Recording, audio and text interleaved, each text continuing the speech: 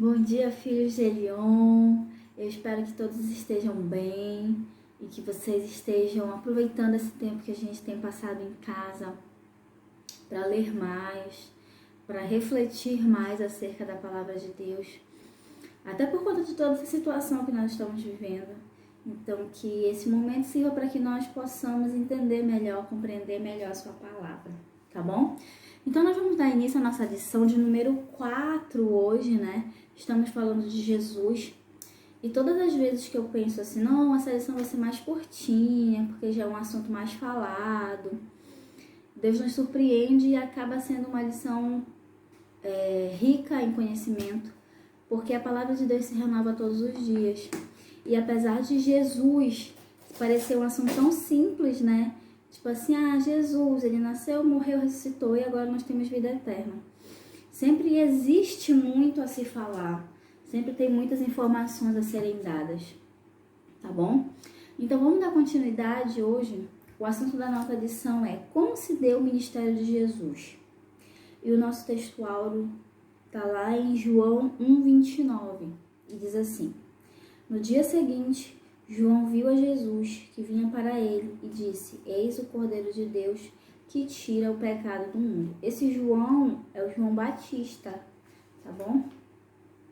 Porque se vocês lembram, lá quando nós estávamos estudando os profetas menores, depois de Miqueias, nós temos assim uma pausa muito grande até que nós tivéssemos o próximo profeta, que seria João Batista, que já anunciaria o Messias realmente, tá bom?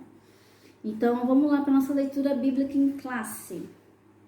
Marcos 1, do 14 ao 20.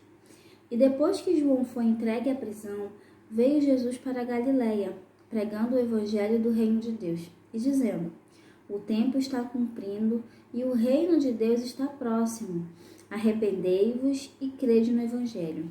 E, andando junto ao mar da Galileia, viu Simão e André, seu irmão, que lançavam a rede ao mar, pois eram pescadores. E Jesus lhes disse: Vinde após mim, e eu os farei que sejais pescadores de homens. E deixando logo as suas redes, o seguiram. E passando dali um pouco mais adiante, viu Tiago, filho de Zebedeu, e João, seu irmão, que estavam no barco consertando as redes. E logo os chamou. E eles, deixando seu pai Zebedeu no barco e com os empregados, foram após ele. Então aí é quando começa o ministério de Jesus na terra, né, terreno. O ministério do qual a gente fala, mas nós temos que lembrar que Jesus sempre foi Deus e sempre veio ao mundo para entregar a sua vida pelos nossos pecados. Então uma coisa precisa ficar muito clara: o ministério de Jesus começa com a fundação do mundo, porque a partir do momento em que o homem peca, Deus já tem um plano de salvação que se cumpriria muito tempo depois, mas esse plano já existia e Jesus já sabia que ele era o Cordeiro de Deus, que ele se entregaria para morrer pelos nossos pecados, tá bom? Vamos lá para o ponto 1. Um chamado, uma missão a ser cumprida. Primeiro a gente tem que compreender o que é um chamado, né? Um chamado é como ela tá falando, né? Um chamado, é tipo assim, ei, vem cá. É um chamado. Quando você tá com alguma emergência, você faz um chamado para a polícia. Se você tá mal, você chama uma ambulância. Então, o chamado é um pedido, mas existe uma necessidade muito além disso. Então, o chamado é uma coisa que tem sido muito banalizada, né? Porque, por exemplo, eu tenho um chamado para ser um grande profeta. Quem te disse isso? Começa por aí. Então, quando a gente fala do chamado de Jesus, é um chamado real, porque ele sempre soube, sempre esteve consciente do que ele teria que fazer, tá bom? Vamos lá ler o primeiro parágrafo. O que é um chamado? É algo que nos faz parar, prestar atenção e decidir se queremos ou não atendê-lo. Olha só, se queremos ou não atendê-lo. Entra aí a questão do livre-arbítrio. Você é livre para simplesmente ignorar o chamado de Deus na sua vida. E esse é um dos nossos grandes problemas. Porque se você é livre para aceitar ou não, você sempre tem o risco de fazer besteira. E é isso que nos faz tão frágeis diante da presença de Deus, é esse risco, tá bom? Um chamado é também algo determinante para que possamos abraçar causas. Quando foi que alguém se encantou por algo ou por um projeto? Há o Gênesis, o início, o ponto de partida para qualquer história, e assim é comigo e com você. Com Jesus não foi diferente. Ele recebeu um chamado e o abraçou intensamente. É claro que esse chamado não aconteceu quando Cristo já era o Verbo que se fez carne. O chamado de Jesus foi muito antes dos dias na Galileia ou em Jerusalém. Desde a fundação do mundo, esse chamado já estava planejado. É aquela questão que eu sempre falo com vocês de Deus ser atemporal. Ele conseguiu ver o homem pecar no Éden, conseguiu ver a Cristo sendo morto pelos nossos pecados e consegue nos ver hoje lidando com essa bênção que nós recebemos. E consegue ver nascimento, vida e morte ao mesmo tempo. Então, Deus é onisciente, já sabia disso desde a fundação do mundo, desde que nós teríamos que passar por tudo isso, desde tudo aquilo que nós precisaríamos viver para aceitar ou não a Cristo. E já sabia que essa salvação seria gratuita, que Ele daria o seu único filho para que nós tivéssemos essa salvação. E o ponto 2, o ministério terreno de Jesus. O ministério de Cristo, para melhor entendermos, pode ser dividido em terreno e messiânico. Quando falamos do ministério terreno de Jesus, estamos fazendo referência ao fato de que ele se fez carne e habitou entre nós. Sobre o ministério de Cristo, o apóstolo Paulo escreveu: mas aniquilou-se a si mesmo, tomando a forma de servo, fazendo-o semelhante aos homens. Então, poderia ser muito fácil, né? Deus manda Jesus em forma de anjo, perfeito, e aí, nossa, veio para salvar o mundo. Mas só que não foi isso que aconteceu. Jesus veio como homem, com todas as possibilidades que nós temos. E ainda assim foi santo e não pecou. E ainda assim não se desviou desse chamado a quem ele veio. Então, esse é o grande exemplo que Deus nos dá, porque ele deu o seu próprio filho para viver nas mesmas condições que nós vivemos. Então, essa história de que é impossível agradar a Deus, é impossível viver uma vida de santidade, tudo a gente diz isso, porque nós vivemos numa sociedade hoje que é extremamente extremista. Ou é tudo ou é nada. E não é bem assim. Você é livre para fazer as suas escolhas. Independente do que a sociedade impõe para você, do que o mundo oferece para você, você é livre para tomar as suas decisões. Tá bom? E é possível sim viver uma vida de santidade, porque Cristo nos deu o exemplo. E vamos lá continuar. É lá no último parágrafo. Jesus em seu ministério terreno nos inspira com a forma de agir no dia a dia. Ele orava e jejuava, ia ao templo e às sinagogas, lia as escrituras e também curava os enfermos, expulsava os demônios e ensinava a palavra. Além disso, Jesus era profeta, evangelista, pastor, mestre e diácono. Agora me digam uma coisa, qual a necessidade de Jesus estudar as escrituras e ir à sinagoga? Se ele era Deus. Por que ele precisava fazer isso? Ele não precisava. Só que qual é a essência de tudo isso? É que Jesus queria nos dar o exemplo de como nós devemos ser, de como é ser um cristão, de como é estar diante da vontade de Deus. Por isso que ele lia a palavra, por isso que ele estudava, por isso que ele ia à sinagoga, porque ele nos deixou o exemplo.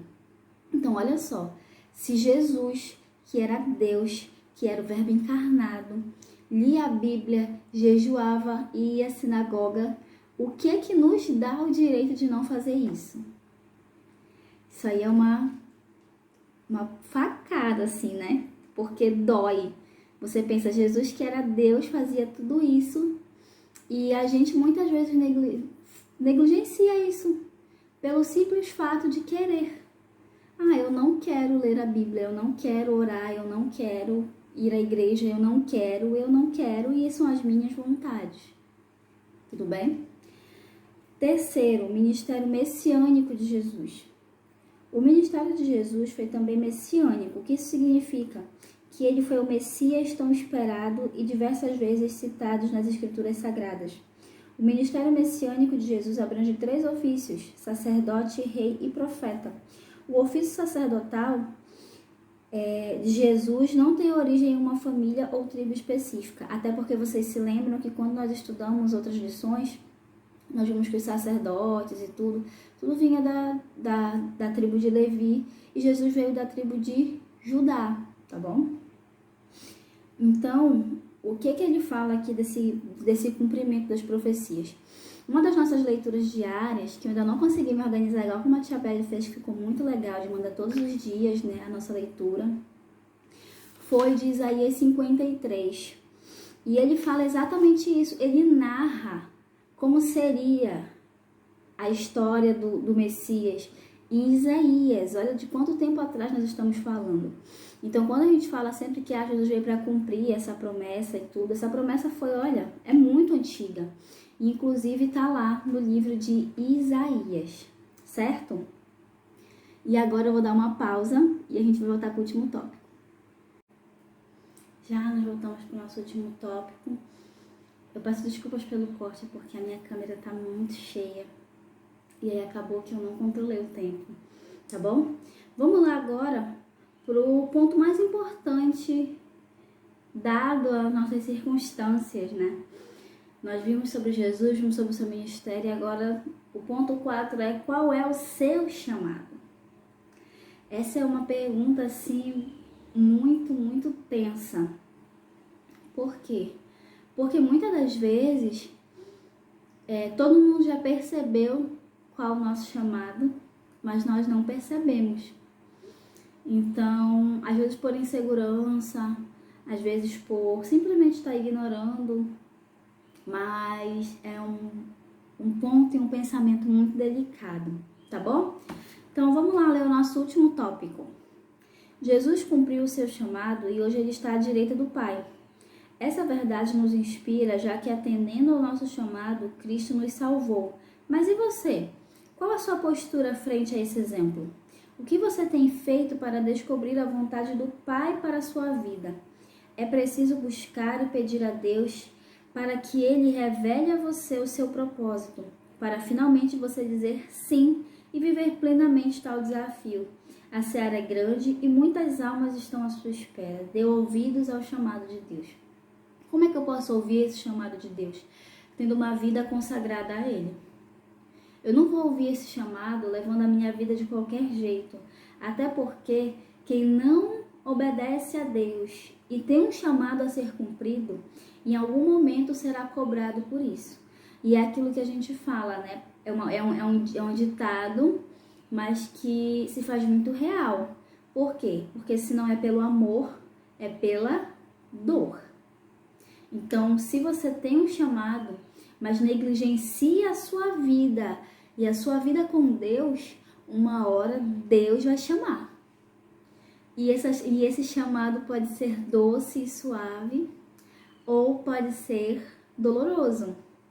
É claro que na nossa vida nós vamos ter aflições, vamos ter angústias, mas a própria palavra de Deus diz que com Cristo o fardo é leve, é suave, a carga é suave.